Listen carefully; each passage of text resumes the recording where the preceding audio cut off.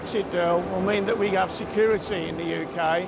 It means that we can have confidence. It's very important that the process of Brexit goes on smoothly and doesn't affect our economy. Today, nothing is more important than Brexit.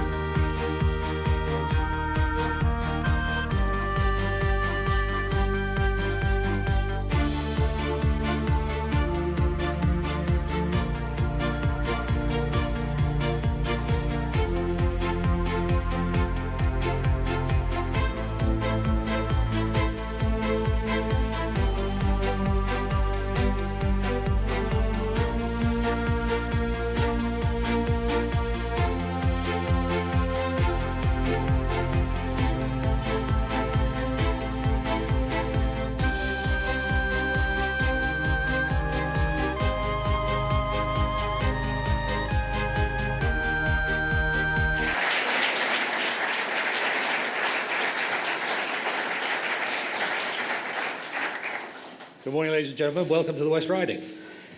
We're just 3 weeks away from the most important general election any of us have faced. Our country's future prosperity is at stake. Get it right, and great opportunities await. A stronger economy, a fairer society, a global Britain. But all that depends on getting the right Brexit deal. And for that, we need strong and stable leadership. The negotiations we're about to begin with the European Union won't be easy. They'll be challenging. At times, they will be tough. In Theresa May, Britain has a Prime Minister with the strength to lead Britain through these negotiations and make a success of the future. So in all that, you only need to look at her record. As Home Secretary, reforming the police, cutting crime, protecting our borders and deporting Abu Qatada. And as Prime Minister, setting out a clear vision for our new relationship with Europe, leading our country with strength and purpose, and tackling the burning injustices that hold too many people back. She has a clear plan for Brexit and for a better future for our country. And she has the strength and ability needed to see that plan through. Ladies and gentlemen, please welcome the Prime Minister, Theresa May.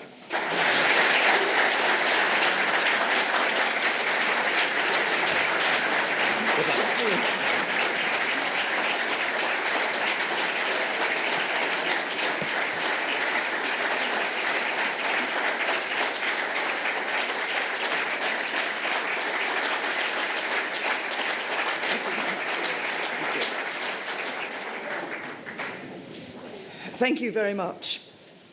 Today, as we face this critical election for our country, I launch my manifesto for Britain's future. A manifesto to see us through Brexit and beyond.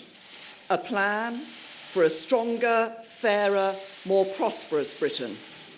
A plan to seize the opportunities ahead and to build a country that our children and grandchildren are proud to call home.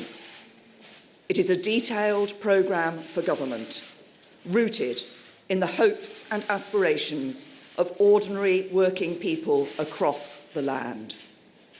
But it is more than that. It is a vision for Britain, a portrait of the kind of country I want this nation to be after Brexit, as we chart our own way in the world. For at this defining moment for the United Kingdom, as we embark on this momentous journey for our nation, we have a chance to step back and ask ourselves what kind of country we want to build together.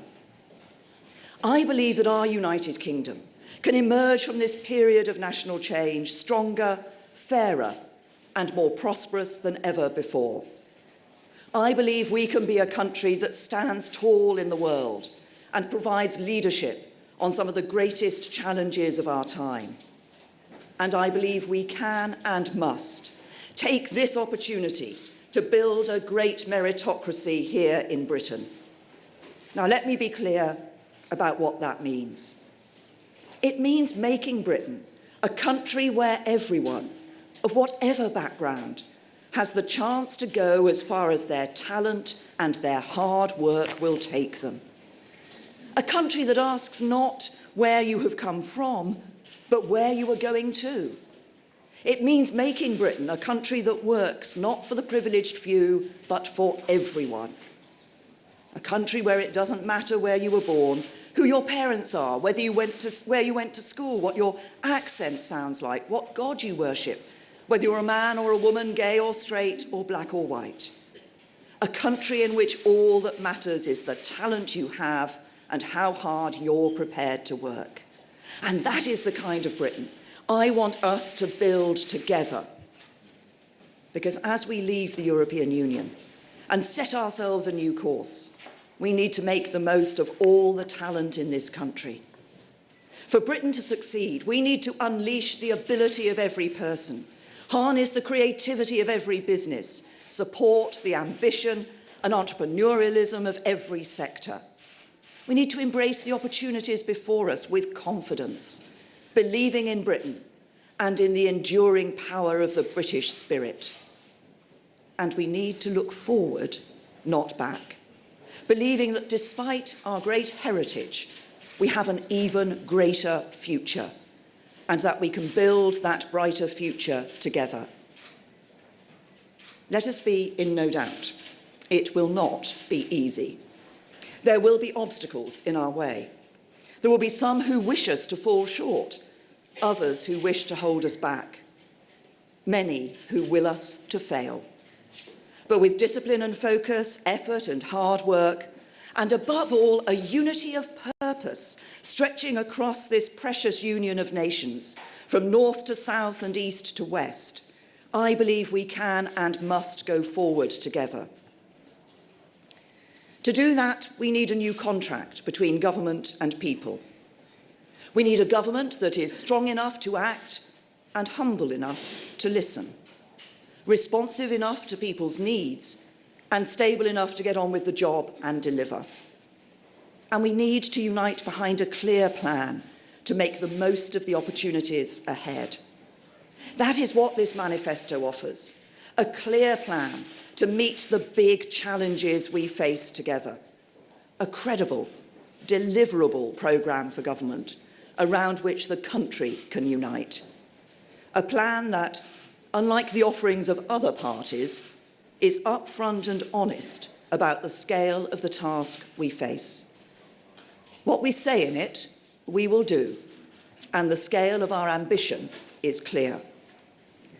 Because it is the responsibility of leadership to be upfront and straight with people about the challenges ahead, about the difficult decisions and trade-offs that need to be made, and the hard work required to overcome the obstacles in our way. And that is what this manifesto does. It identifies the 5 great giant challenges that we face as a country. 1, the need for a strong economy. 2, responding to Brexit and a changing world. 3, tackling enduring social divisions. 4, responding to an ageing society. And 5, facing up to fast-changing technology. And it sets out what we will do to address each one. And in doing so, it offers a vision for Britain, not just for the next 5 years, but for the years and decades ahead. A stronger Britain, where everyone has the economic security they need and the chance to live a secure and full life. A more prosperous Britain, where each generation can do better than the last. But all of this depends on getting the next 5 years right. Make no mistake, the central challenge we face is negotiating the best deal for Britain in Europe. Our future prosperity, our place in the world, our standard of living, the opportunities we want for our children and our children's children, each and every one depends on having the strongest possible hand as we enter those negotiations in order to get the best Brexit deal for families across this country. If we fail, the consequences for Britain and for the economic security of ordinary working people will be dire. If we succeed, the opportunities ahead of us are great.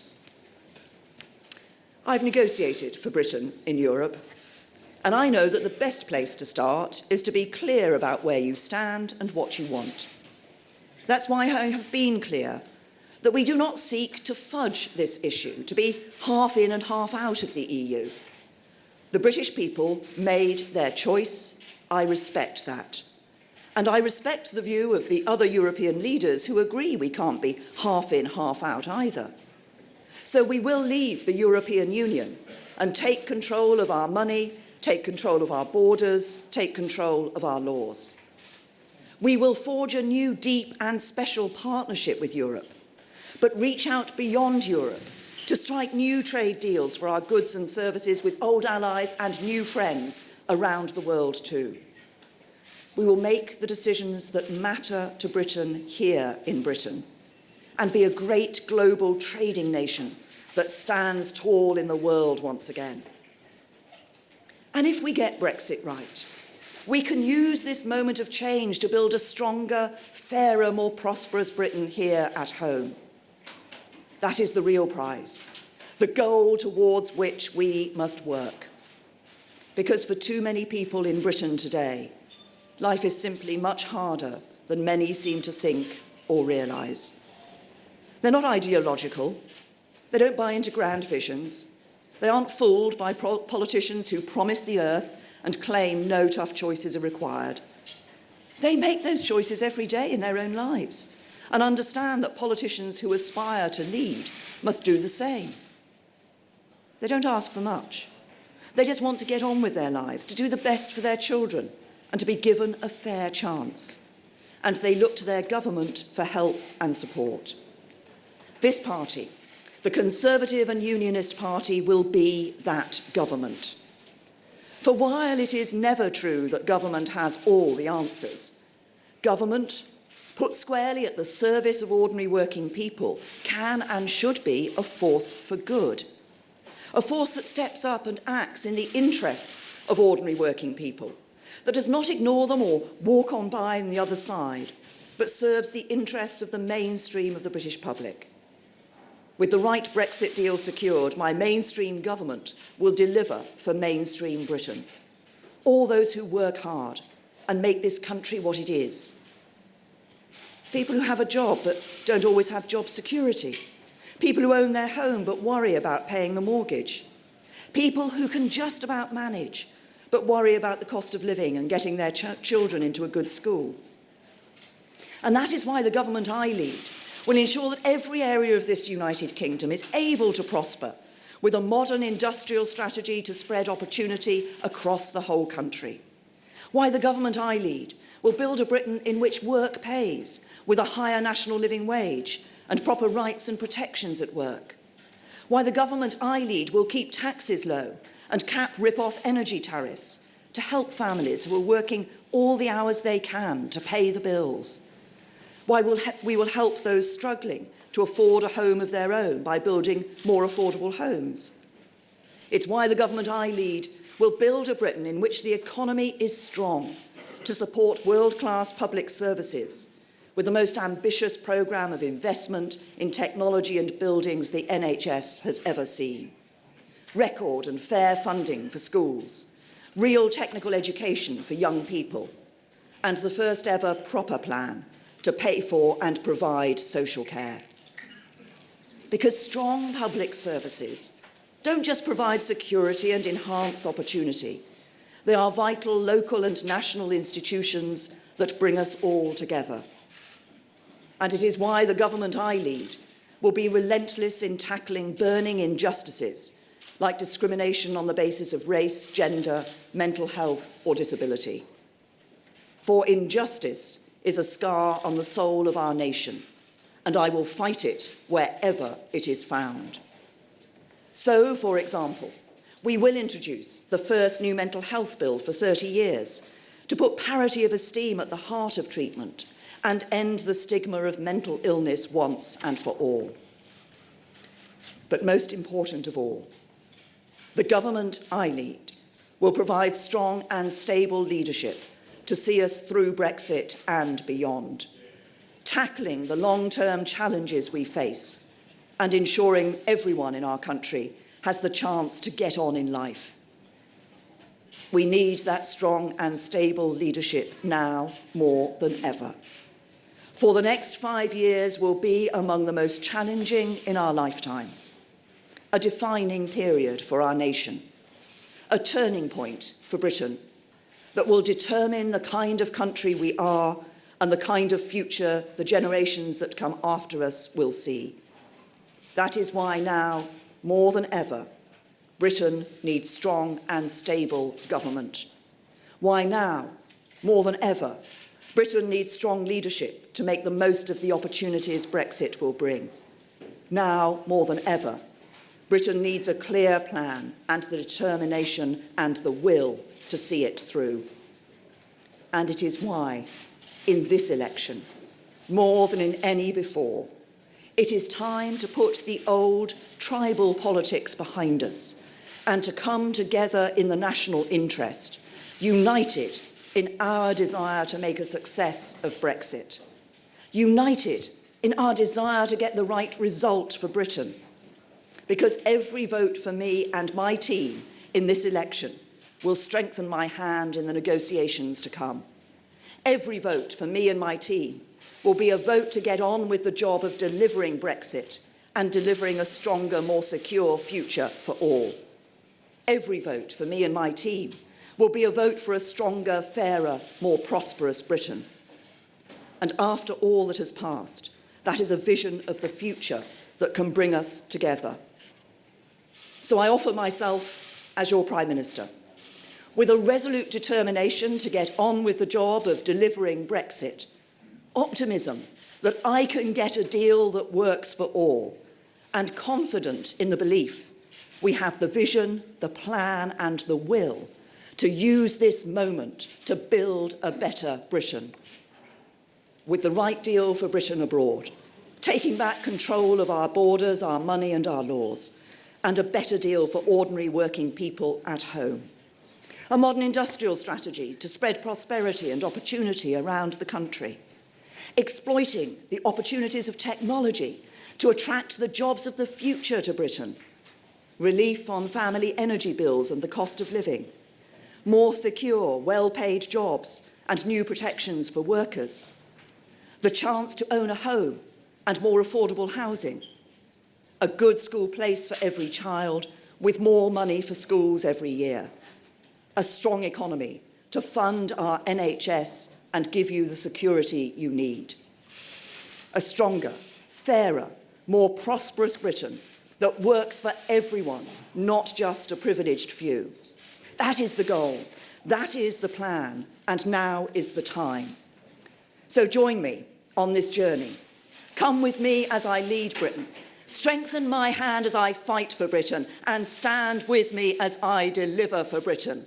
And with confidence in ourselves and a unity of purpose in our country, let us all go forward together.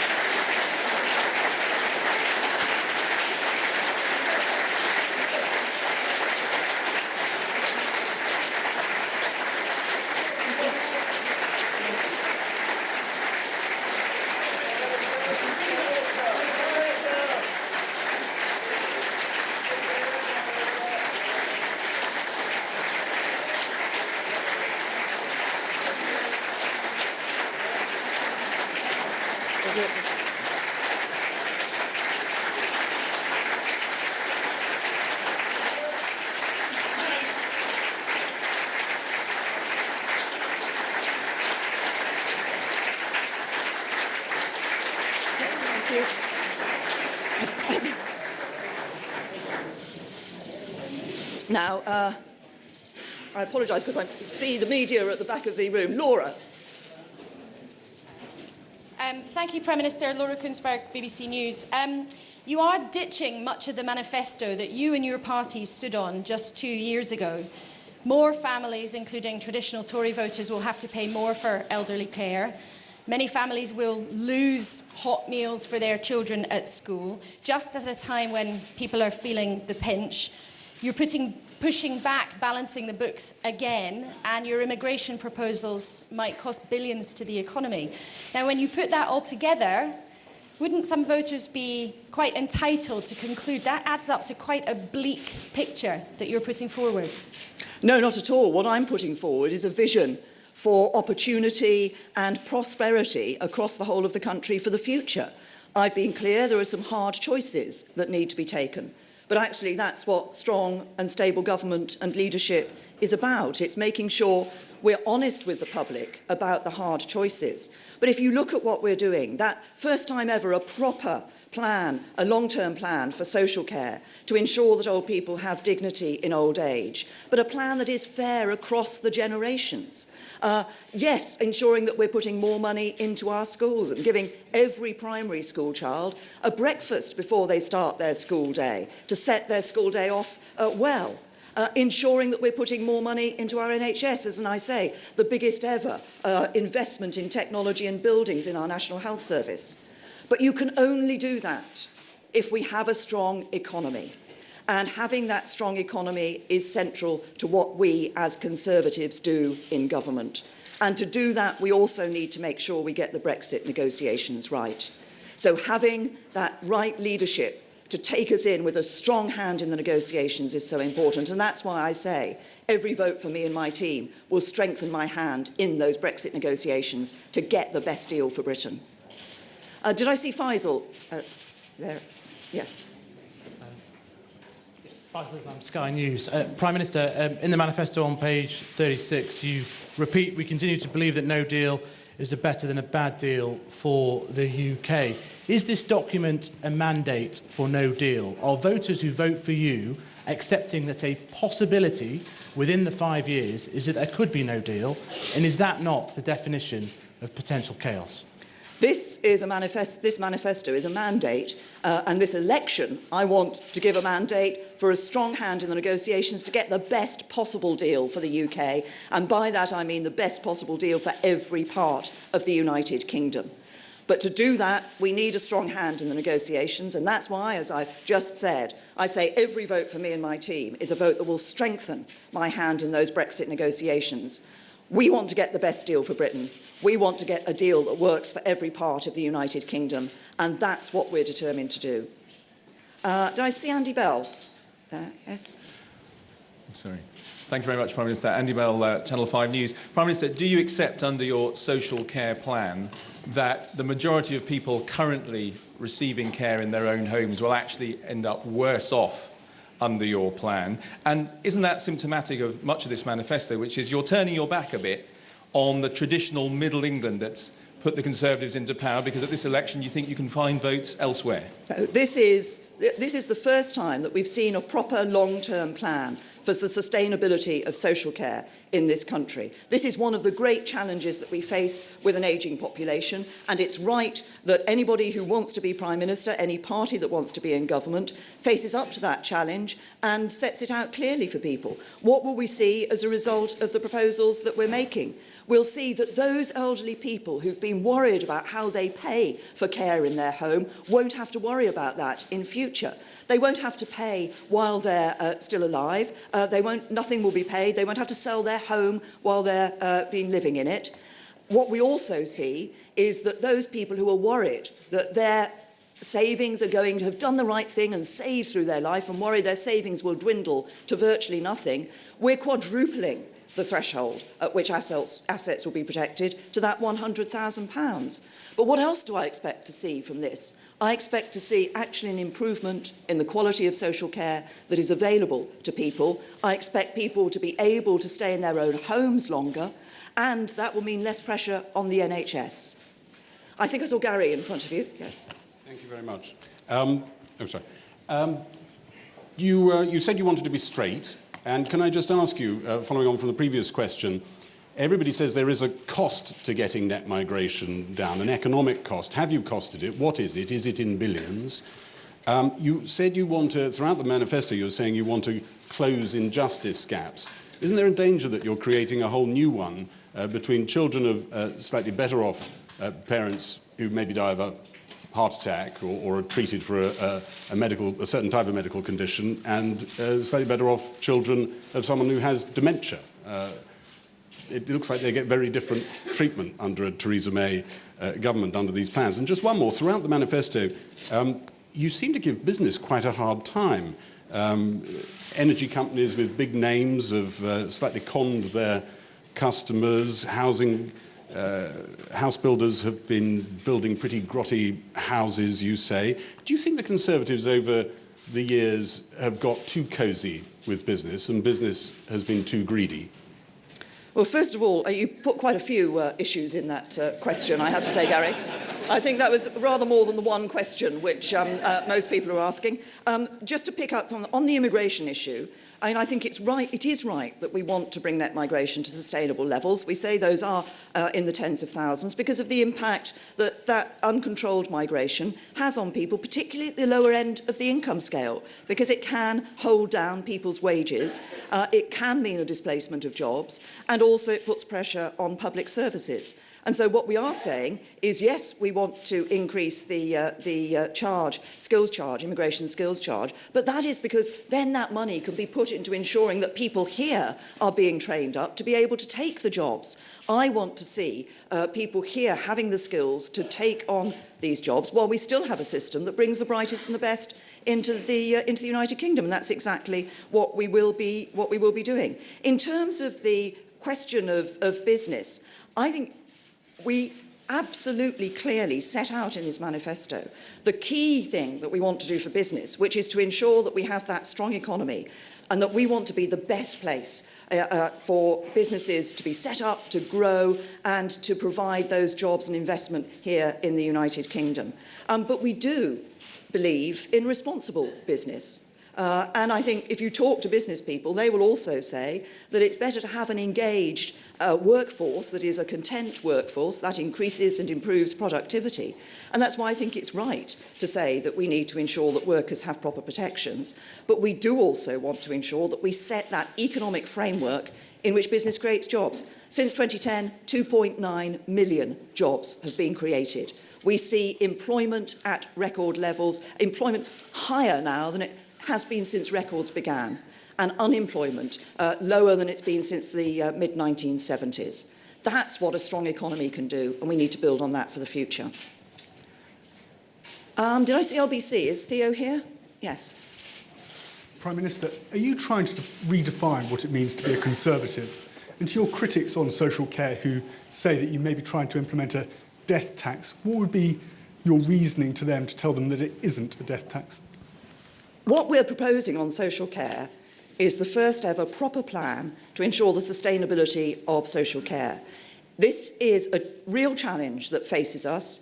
This is a challenge that has been ducked by governments for too long. We are prepared to stand up to that challenge and put forward this plan, which, as I say, will protect a higher level of assets than is currently protected for individuals, will take away the worry from people about how they're going to pay for their care and whether their savings are going to be depleted to virtually nothing, and I think will lead to an improvement in social care.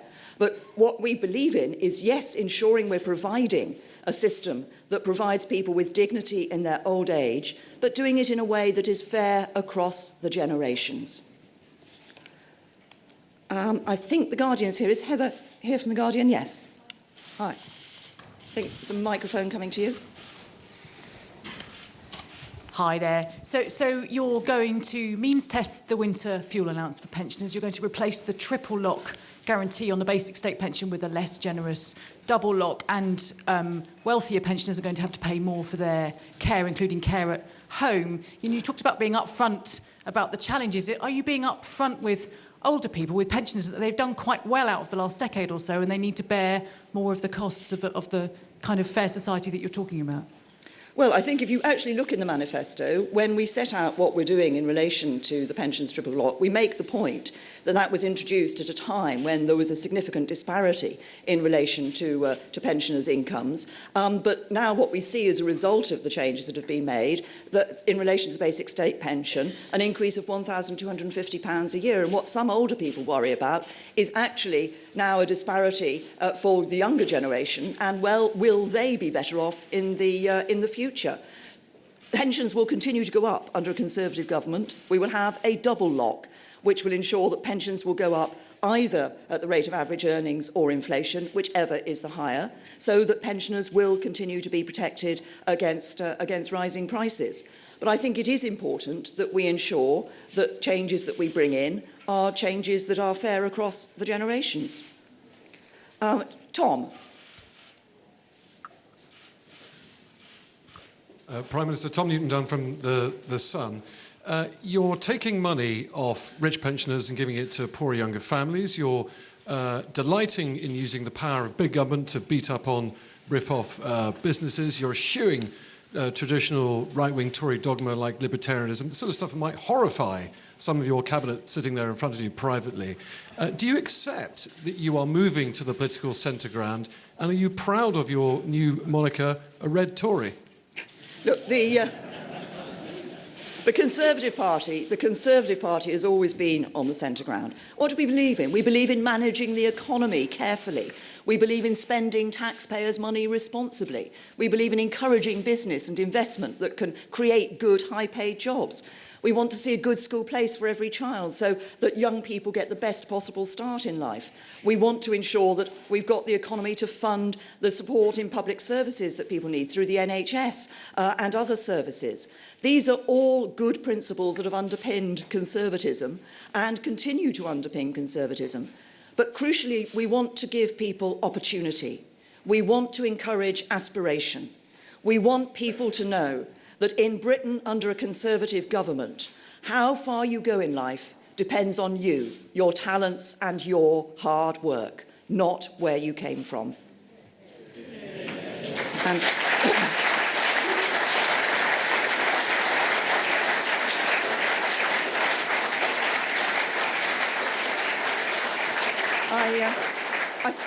I think, did I see Jason from the Mail there? Yes.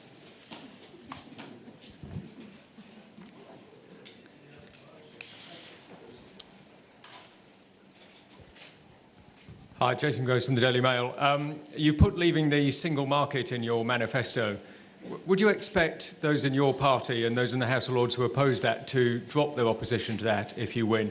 And can I just ask, in the sort of theme of the day, do you consider yourself a Thatcherite? Well, on the question of the single market, I mean, what we want is to have a comprehensive free trade agreement with the European Union, which is about having good, as tariff-free and frictionless access as possible to the single market. But you can't be a member of the single market without effectively still being a member of the European Union. And the British people have been clear, we shall leave the European Union. So we will be leaving the EU, but we will be negotiating the best deal we can. There are other areas where, of course, we want to continue to operate cooperate with the European Union on issues like security and justice and home affairs. And on trade, we want that comprehensive free trade agreement that will be good for businesses here in the United Kingdom and good for jobs and good for ordinary working families here in the United Kingdom. Margaret Thatcher was a Conservative. I'm a Conservative. This is a Conservative manifesto.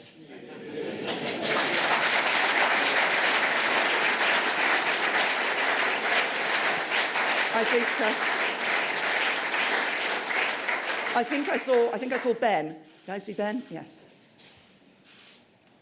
Thank you, Prime Minister. Ben Glaze from the Daily Mirror. You were elected in 2010 and 2015 on a promise to reduce net migration to the tens of thousands. That pledge is in the manifesto again today. You were Home Secretary between 2010 and 2016, and you didn't meet that pledge. Why should people believe that today? Well, you're right. I was obviously working on this for 6 years as Home Secretary, and we saw the figures start to come down, then they went up again, now they've started to come down again. There is no single thing that you can do in relation to the net migration figures that is going to make all the difference. What you need to do is to be working at this issue constantly.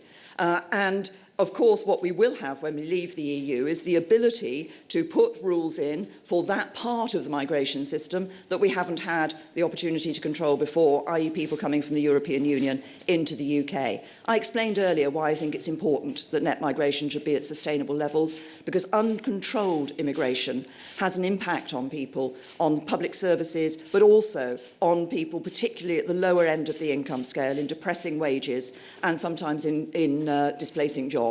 So that's why I think it is important that we maintain that commitment and continue to work on it. Yes, there was a hand that just went up at the back there. Thank you. Sorry, I can't see. Louise Adamson, ARD German Television. I wanted to ask you what this manifesto tells us about you personally and your political philosophy. Well, I think it tells me that I'm a good Conservative. And it tells you that I believe in ensuring we have a strong economy, that we have good public services funded from a strong economy, that we have opportunity for all. And crucially, I think that's the important thing here. I want to see Britain as a global Britain, standing tall in the world, trading around the world, taking our place in the world, but also a Britain where people in this country know that how far they go depends on them and their hard work and their talents. And was that Paul I saw somewhere? Paul?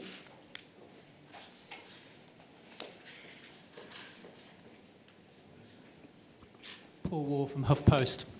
Prime Minister, Halifax voted 55% leave. And like many seats, Labour seats that you're targeting in this election, won't it be the case that if you do win these seats, those new MPs and voters will want to hold your feet to the fire to get a firm Brexit? And in that case, isn't David Cameron deluded to think the greater your majority, the greater the chance of a soft Brexit? Well, I don't talk in terms of a hard Brexit or a soft Brexit. What I want to get is the right deal for Britain. And that's what we're going to do.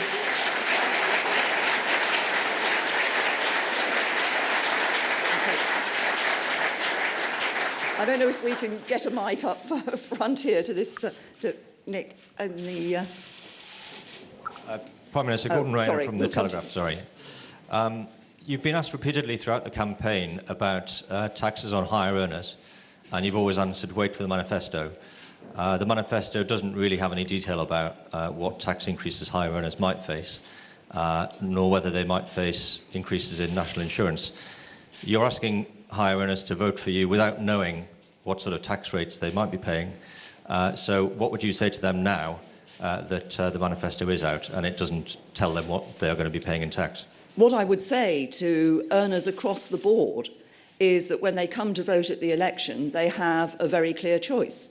And the clear choice is between a Conservative party, which always has been, is and always will be a low-tax party, and whose intention in government is to reduce taxes on businesses and working families, and a Labour Party whose natural instinct is to increase taxes. And what we saw from the Labour manifesto this week, with, by the way, costings that didn't appear to be worth the paper they were written on, is that it is ordinary working families who will pay the price of Labour. They'll pay it through higher taxes, through lower wages, or higher prices and fewer jobs. Ordinary working people will pay the price of Labour. And then my last question, I think, just here.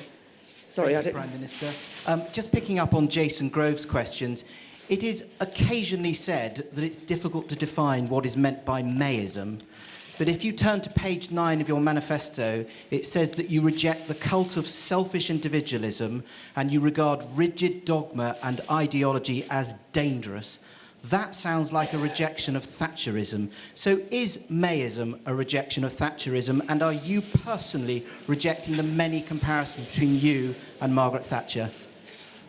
There is no Mayism. I know you journalists like to write about it.